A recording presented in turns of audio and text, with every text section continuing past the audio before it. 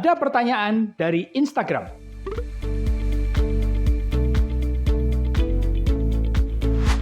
Pertama, yang harus kita lihat adalah waterproofing apa bahannya yang kita pakai.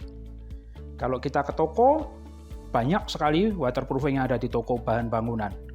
Mau merek ini, merek B, merek C, dan seterusnya. Kita perlu tahu. Karena ternyata tidak semua waterproofing tahan terhadap genangan air. Contohnya, waterproofing yang bahan dasar akrilik, di kemasannya nanti akan ditulis berbahan dasar akrilik. Itu seperti kita ketahuin, tidak bisa untuk air yang permanen. Nah, waterproofing apa yang sudah Anda pakai di kamar mandi Anda? Nah, berikutnya selain bahan waterproofing, yang kedua adalah apakah kita sudah mengikuti cara pasang yang dianjurkan oleh pabrikan. Entah itu boleh nggak dicampurin air, entah itu harus berapa kali kuas, berapa tebel. Kalau ragu-ragu, mungkin informasi tidak jelas di kemasan, seluruh produsen yang baik selalu mencantumkan nomor telepon yang bisa dihubungin. Ada call center. Jangan ragu untuk menghubungi call center kalau kita tidak yakin bagaimana cara pasang yang baik dan benar. Yang berikutnya lagi, kita harus memperhatikan kondisi lantai beton yang akan di waterproofing. Apakah ada retak, apakah betonnya ada keropos, dan sebagainya. Karena itu harus diperbaikin dulu sebelum dilakukan waterproofing. Kalau kita pengen waterproofing kita awet, optimum, dan tahan lama, sangat tidak adil kalau lantai beton yang tebelnya mungkin 12 sampai 15 cm tidak bertanggung jawab terhadap kekuatan waterproofing. Jangan membebankan semuanya ke waterproofing yang mungkin hanya 1 mili tebelnya. Oke?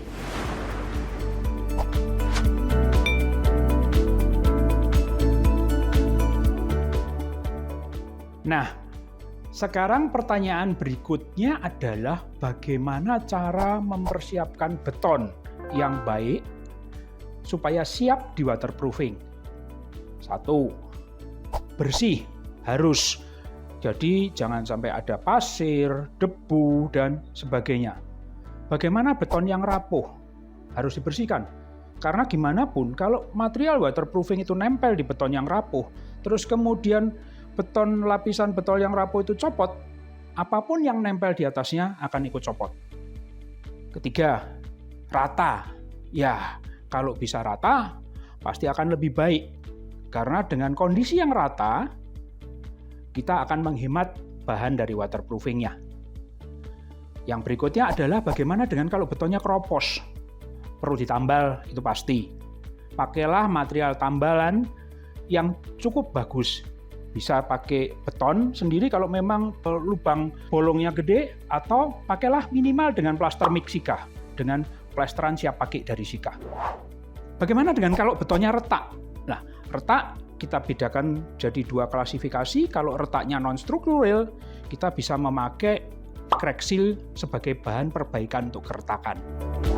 Nah, karena yang paling sering terjadi di beton itu biasanya timbul retak-retak selesai pengecoran, retak-retak yang sifatnya non-struktural, maka kita bisa perbaikin dengan crack seal. Nah, aplikasi yang benar untuk crack seal, kita bisa lihat video berikut ini.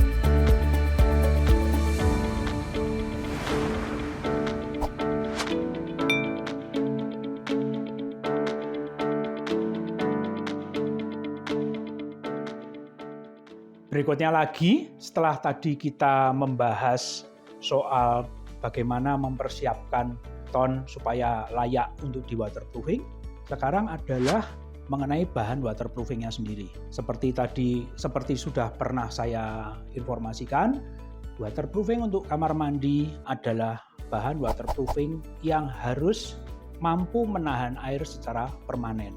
Nah, waterproofing apa yang mampu menahan air secara permanen? Banyak bahannya.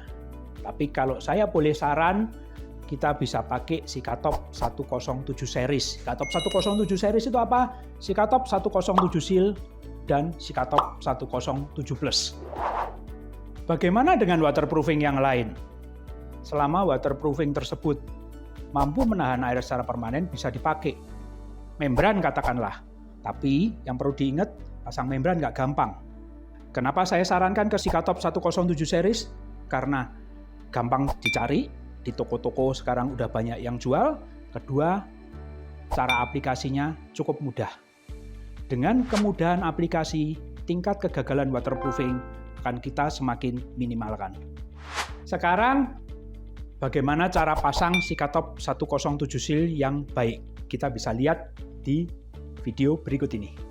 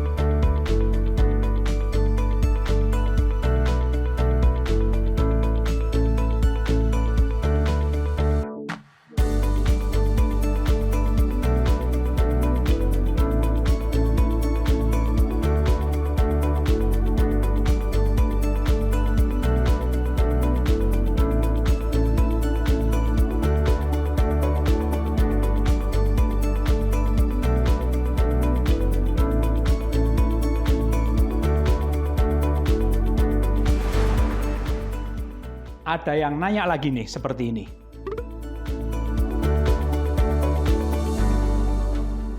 Kalau menjawab soal kapan 107 bisa dipasang, bisa diaplikasikan, kalau di beton lama, ya selama beton lamanya sudah dipersiapkan seperti yang sudah kita bahas sebelumnya, siap aja dipasang.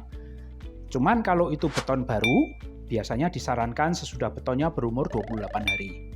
Biar segala macam yang mungkin terjadi seperti seringkit atau susut pada beton, semuanya terselesaikan. Sehingga kalau perlu ada repair, semuanya sudah dikerjakan.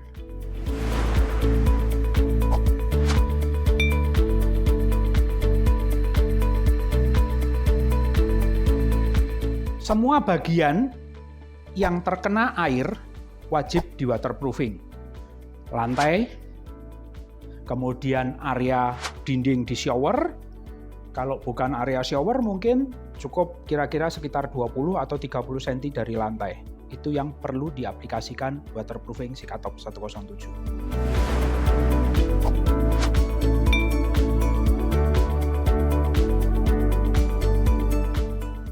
Sika Sofa Mesh adalah material yang digunakan untuk memperkuat lapisan waterproofing, terutama di area yang kritis. Area kritis itu di mana? Pertemuan antara lantai dengan dinding, bekas retakan di beton, pertemuan dengan lubang pembuangan, dan juga Sikasofa Mesh berfungsi juga untuk mengontrol tebal dari waterproofingnya.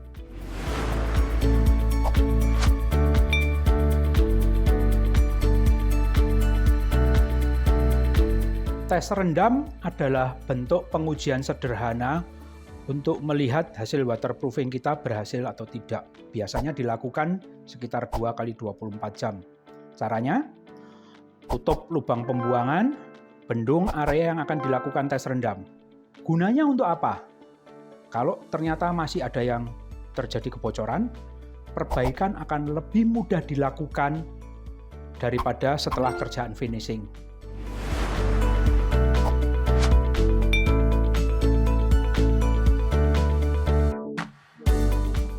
Jawabannya harus. Proses finishing ini bisa berupa pemasangan plesteran atau pemasangan keramik. Tujuannya adalah untuk melindungi lapisan waterproofing dari sinar matahari dan juga melindungi lapisan waterproofing dari perlakuan lingkungan. Semisal kalau di kamar mandi mungkin ada proses pembersihan dengan sikat, bahan kimia, dan sebagainya.